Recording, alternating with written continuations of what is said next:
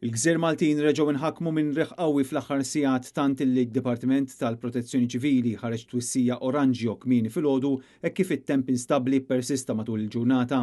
Din it-twissija segwiet it-twissija ħamra li nħarġet matul il-lejl meta r-riħ mill-punent Majjistru laħħaq forza 8 buffuri illi laħqu sa forza 10. L-aktar żoni affettwati minn dan ir-riefnu kienu dawk tul il-kosta tal-punent fejn il-mewġ der ħabbat mal-irdumijiet u jiknes il-bajjiet ramlija ta' din iż-żona. Matul il-lejl li għadda, ir-riħ ħalla anke ħsarat f'diversi lokalitajiet fosthom fil-Gargur fejn is-salib il-kbir illi hemm mal-kopla spiċċa tqaċċat. Fortunatament la fil-Gargur u lanqas f'lokalitajiet oħra fil-madwar ma kienu rapportati każi ta' nies li weġġgħu kaġun ta' dan ir-riħ. F'ħal Qormi żviluppat sitwazzjoni fejn kabina ta' tower crane spiċċat immejla fuq ġenba minħabba s-saħħa tal-elementi.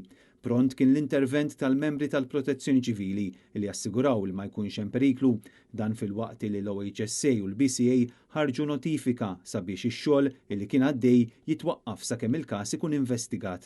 Fid-dawl ta' dawn il-kundizzjonijiet estremi baqgħu effettivi l-appelli mill-awtoritajiet sabiex il-pubbliku jeżerċita kawtela massima biex jitnaqqas ir-riskju ta' inċidenti.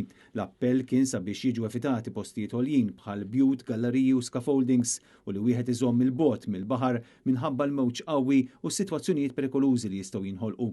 Barra minn hekk oġġetti li jistgħu jitħallew imxerda mir-riħ għandhom jiġu marbutin sew jew imdaħla ġewwa bħala prevenzjoni.